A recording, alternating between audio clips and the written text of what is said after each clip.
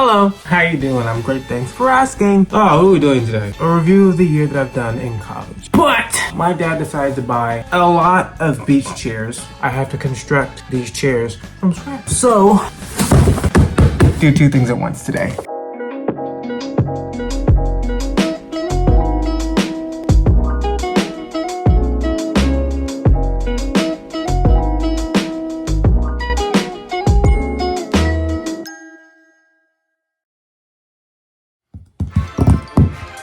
Got my trusty toolbox. Okay, what did I do this year? School year starts in August for almost every single school that I know of. And, okay. Oops, just gonna, this is already getting chaotic. There's no room. There's like no room here. Okay, this is like, okay, we're backing you up. Backing you up just a tad. Backing you up just a little bit. How was about that? Perfect. Oh, whew. Man, do I need to work out. These are just for show, by the way. Part number 1, the back. When did that get in there? Oh no, I broke my arm.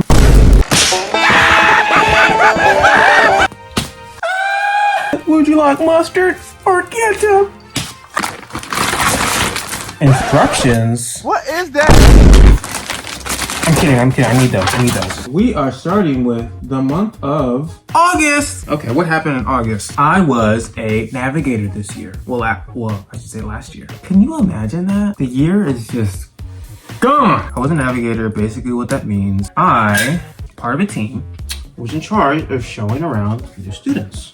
Was I already doing that virtually? Kind of was. I just wasn't getting paid for it. And that's what I did for the first couple of days. Like the first week, actually, no, it wasn't like the first, yes, it was the first week, but it wasn't like the first week of school. It was more so like the first week of school for freshmen, but we had to be there early to help, get things set up for the freshmen. A lot of early mornings. It was basically a 9 to 5. Oh man, I lived in all 3 male dormitories on campus this year. Now that's crazy, and I'll explain why. The previous year, in freshman year, they announced that Peterson Hall is one of the dorms on campus that was just run down. No one was using it, and it was disgusting. Until a high school, an institution, decided that they wanted to build a school in the state of Alabama. But their, school was not ready, but they already had students. So what they decided to do was, we weren't using Peterson. They said, hey, but we want to use it. And Oakwood was like, sure, it's just like disgusting to use because no one's been in there for years. And they're like, oh yeah, we'll just, pay for all the renovations and such. So they paid for all the renovations and they lived in there for a solid year or 2. When their school was finished being built, they up and left and said, Peterson is all for you now. So during alumni weekend, which is when all the alumnus of the school come back and celebrate their alma mater, they said Peterson Hall is going to be going to the Honors Society on the campus. What was interesting to me was we have male and females in the Honors Society on campus. So I was like, Seventh-day Adventist via HBCU, Christian institution, heavy on the Seventh-day Adventist, Christian. Are they gonna make a co-ed dorm? All the students knew what was going to happen. We knew there was no way they were gonna make a co-ed dorm on Oakwood's campus. Hesitantly, they were beating around the bush so hard when it came to telling us, yeah, the men are gonna have the dorm, which, was exciting for me. But I have a lot of friends that are girls in the honors program. And I was like, oh man, it's just, I'm so sorry for you, but at the same time, great for me. But honestly, it didn't make sense because Oakwood's girl to boy ratio is 60-40. So there's a surplus. There's more women than there are men on campus. But fast forward back to when I was in August. For some reason, they were not allowing me to go into Peterson. And it's weird because I'm an honor student. I was in Holland again. So Holland Hall, in a single room on the 3rd floor. I was fine with that. I moved in, my family moved me in. While I was, doing my navigation training, my mom and dad built my room. I shouldn't say built, but they put my room together for me while I was working.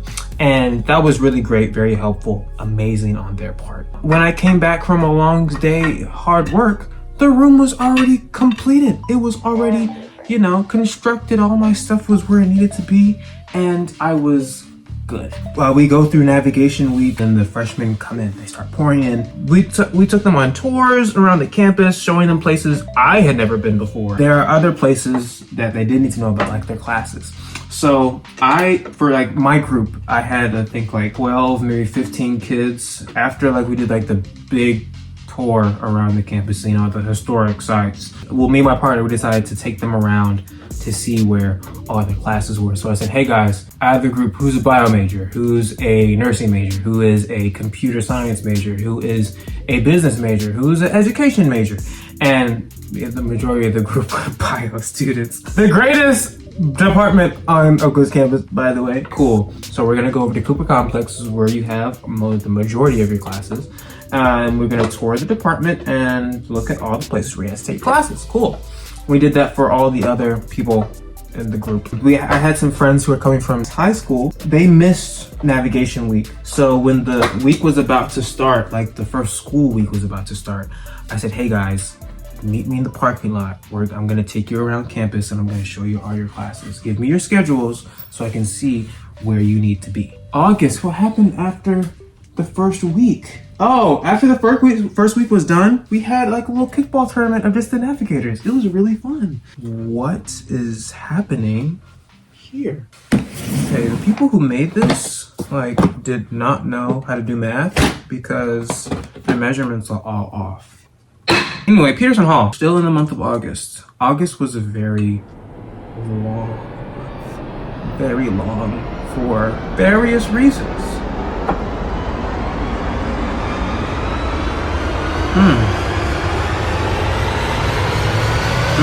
Everything that happened in August and September and October, can't talk about.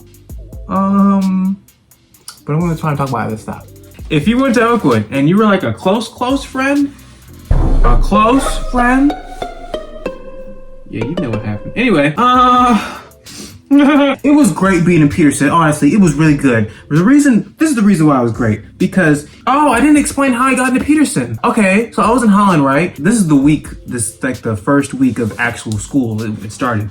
My parents already gone, all that stuff. They went back home. I get a random phone call from an unknown number. And usually I don't answer those. But I was like, you know what? Let's answer it. Hello, this is Andrew. How may I help you? And he was like, hey, is this Andrew Bethia? And I was like, yes. Who may I say is asking? This is the dean of Peterson Hall. We have a room here for you. Where are you?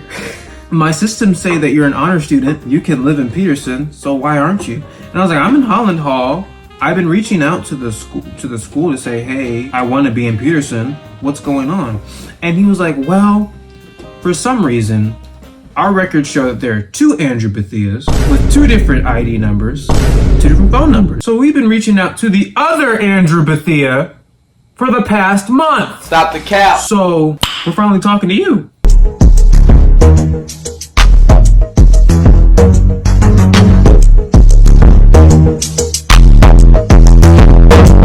Yeah, so, hi Andrew. We have space for you. There's a room here with your name on it. All you have to do is come on over. We'll set a meeting tomorrow at 6. You can live here.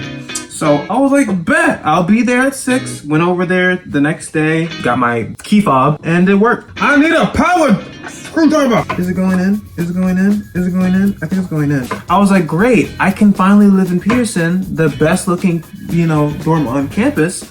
But how am I gonna move all my stuff from Holland to Peterson? Okay, so this is Peterson Hall, right? That is Holland Hall. Peterson is in the heart of the campus. Holland's in the cut. So when I say if you live in Holland, you're gonna lose 10 pounds because you're gonna be walking everywhere. I would hate for you to be a business student. Oh man, a business major. Cause you gotta walk to the BT building, the business and technology building every day? Oh no, that is not it at all. I'm talking polar opposites of the campus. That's a good 15-20 minute walk every day. This screw does just not want to go into the board. I just don't understand it. Why is it being so difficult? 3 vehicles, 3 trips from Holland to Peterson in that one night. That was fun. Nice little workout. That next week, I was just unpacking and getting work done. Like, cause, excuse me. Oh! Excuse me. What is that? School had actually started, so I was, I couldn't just spend time unpacking and doing nothing else. So I actually was like in the middle of my education. Second year of my, biomed track. So I was doing microbiology, organic chemistry, physics. I hated physics with a passion. From the very first day, I knew I was going to hate it. And I knew I was gonna hate organic chemistry too. And I still do. I love biology. I hate chemistry. I hated it then. I hate it now. Nothing against the professors. Great people. I just hate the subject that they're teaching. As I was, moving along, I got the call. So I was sitting in my room one night. Usually Friday nights when the sun sets for Seventh-day Adventist Christians. That's the Sabbath. The Sabbath is from Friday night to Saturday night. So sunset to sunset. So 24-hour period where you don't do any work. You rest up. You remember what God has done for you throughout the week because you've done a lot of work during those 6 days of Sunday through Friday, and it's just a lot. So you sit back, reflect on what you done, what you did, what God did for you, and sit back and relax. What I do to relax, I watch VeggieTales. And VeggieTales is a great little cartoon created by Phil Vischer and Mike Norwicki. 2 great people who decided to take the Bible, explain it to children through the form of talking vegetables and tell Bible stories. But yeah, it's really great. So I watch stuff like that, and The Chosen is a show, it's like a live action show, portrayal of Jesus, and they do it spectacularly. It's amazingly beautiful and accurate. I don't know if I watched it that night. So I was in my room, it was quiet, I was just chilling, and then I started to feel the silence, and I was like, wait. Something ain't right. You see, sometimes God speaks to individuals. You have many examples of that in the Bible. You have many examples of that throughout history. So one day, God spoke to me. He spoke to me. It's like, Andrew, theology. The way God speaks to me, sometimes it's an audible voice, or it's like a phrase, or he'll speak to me through a person or a song or a TV show. I'm watching, I'm like, wait a minute, how can you do that? But then I remember he's, all powerful. It can do almost pretty much anything. Yeah, there's that. He spoke to me one day, and it was that Friday night, and he said theology. The one thing I could appreciate about God, there's no cookie cutter way that he talks to everyone. He's not only going to talk to the entire human race through fire, smoke, and thunder and lightning. Like for you, he may talk to you, through a friend, or he might talk to you, give you a dream like, hey, I want you to do this when you wake up, or something like that. But for me, he talks to me like, an audible voice. And I was like, oh, theology. When he speaks and he says one word, I know the context. So the context was go to the theology department, meaning like become a student in the major of the study of God. And I was like, oh, no, I'm not doing this. I've been screwing for 20 minutes. What's happening here? Come on, go in. I do not want to screw this in anymore. Yeah, I was like, no, I don't want to do that. And I probably should have said this. For the past year or 2, God has been trying to tell me that, and I was just like, nah, I'm not here for it. I don't want to listen to you, so I'm just going to ignore you, but also pray to you and ask for things throughout the year because I need you. So, interesting how that works, right? So not funny. Anyway, oh no! This is bad. This is really bad. Oops. Whatever. Okay. Yeah, I was like, nah, I don't want to do that. And he was like, well, I've been trying to get your attention for 2 years. You're going to listen to me right now. So I was like, okay, I'm going to go to AY. I'm going to run away from you in your house. How dumb of me was that?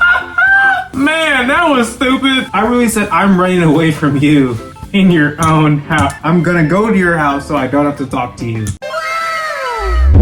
on the way from Peterson to the church, it just felt like there was just this pressure on my chest. Oh, this is hard. I can't breathe. What my relationship with God is like, Jesus, I want to follow you with my whole being. I want to, follow your directions. I want to do what you want me to do on earth, right? But knowing myself, I don't always want to do what you have to do. So I'm giving you permission to do whatever you got to do to get me to do what you want me to do, right? And God is a God of consent. He won't move unless you want him to move. He's not going to force himself into your life. You have to be willing to have him into your life. He's not going to say, hey, submit to me. No, he's been like, hey, I'm the source of everything that you could possibly imagine. And if you want this, you could have it for free. I mean, I sent my son to die for you because everybody in the world has, done some bad stuff and everybody is, not worthy. But because I love y'all so much, I'm not gonna just let you die or live alone. Experience joy, peace, and happiness. And that's why I gave my son to you. And that's why he took the place of you. So that's what I got with Jesus. We're tough with each other. We're friends. We're besties. And I'm like, hey, I love you, but sometimes I don't do what I'm supposed to do. And I need you to correct me. I need you to be like, hey, you're supposed to be doing this and you're doing that. So get back over there. And I tell that to all my friends. I tell them hey, Darius, I'm like, hey, if I'm being annoying, I need you to tell me because I won't know. Hey, if I'm doing something I'm not supposed to be doing, tell me. Or if I need to wake up at a certain time, call me at this time. I'm going to be annoyed when you call me because I'm having a good dream.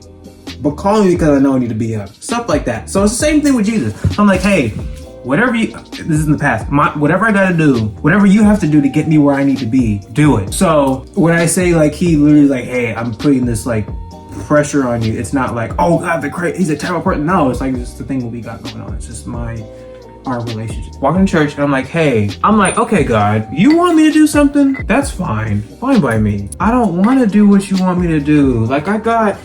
I had the next 40 something years of my life planned out. As a doctor, I wanted to be a surgeon at the time. As a medical physician, I was gonna make bank on bank. And mind you, I wasn't doing it for the money, but I live a very comfortable lifestyle right now. Upper middle class, I would say. And I want to be in the upper class one day. With the moolah that comes from the great job of saving lives, I'm gonna be in the upper class. I was okay, I know I'm gonna struggle in undergraduate, and then I'm definitely going to struggle in medical school, and then struggle financially when it comes to my couple years until I actually become a respectable doctor. And then the money's gonna start pouring in, and then I'm gonna start a family, and then I'm going to practice for a couple decades, and then settle down, retire, and then have fun with my family, my 2 or 4 children, my beautiful wife, and then stuff like that, and then die. Cool. I was totally fine with that. And then when I heard theology, I thought I had to give all that up. So I was no. I was outside the building and I was walking. I was okay, God, you want me to do this? I'm gonna need you to give me a sign. I don't want to do what you have me to do. And maybe that sounds weird to you because you think Christians are always so oh, Heavenly Father, everything you say, I'm going to do without any thought. Well, hate to break it to you, but we're not all like that. I'm a messed up person just like you. I got somebody to, pull me in the corner and say, hey, fix what's going on here. But I love you, so I gotta try and do what you want me to do. So give me a sign or something I'm something, Jesus, something. So, and I was it doesn't have to be today. It doesn't have to be during a while. It doesn't even have to be tomorrow, during Shabbat, during the Sabbath. It doesn't even have to be, this next week, this month or year. But just give me a sign sometime. The person who's speaking for the night walks on the stage. I don't recognize them at all. So obviously they're a guest speaker, right? Tell me why everything that homeboy was preaching about had everything to do with my predicament. Everything that I was, struggling with when it came to God, it was he knew about it. And he didn't, I didn't know that man. He didn't know me. But remember what I said. God can talk to individuals through other people. So I was like, okay, wait a minute. Jesus, stop. Like, I know this is you. Can you chill real quick? I'm smiling now. I wasn't smiling then. I was like, wait a minute. It was crazy. It was really crazy. I was going out of my mind. I was like, oh, wow. After AY, there's this thing called Upper Room that the students have to offer, that you can just talk about the things in open forum with other students about what just happened during AY, like what you learned, what your takeaways, and what you think you can, apply. How can you apply this to your week? And I love going there. It's really fun. It's about an hour or two after AY. It's great. Instead of going to that, I ran to my room because I was freaking out. I was like, what? I called Darius, called him because I was like, hey, this is an emergency. I need you in my room like yesterday. Get over here now because I'm freaking out. It took him a little while to get to my room because it's Darius, but he got there eventually. Came in the room, I was crying. He was like, what's going on? Are you okay? And I just, when he asked that, I just stared at him because I didn't know what to say. I was like, no, I'm not. But here's what's going on. I explained everything to him and he looked at me. He was like, Andrew, when you came to Oakwood and you told me you were going to be a bio pre-med major, I was like, what is he talking about? I thought he was going to be a theology major. I thought he was going to be a preacher one day, because of all the conversations we have about the Bible, all the things we talk about Jesus, all the things we talk about, that relates to who God is throughout our time during high school and during the summers, like during COVID. I was like, and when you came, you're like, you're gonna be a bio major? Now, I didn't say anything when you told me that, but I was like, okay, you got my support, because I'm a bio major too. We can help each other out. But now that I hear that you're saying God told you to go to theology, I'm like, that makes perfect sense. A week earlier.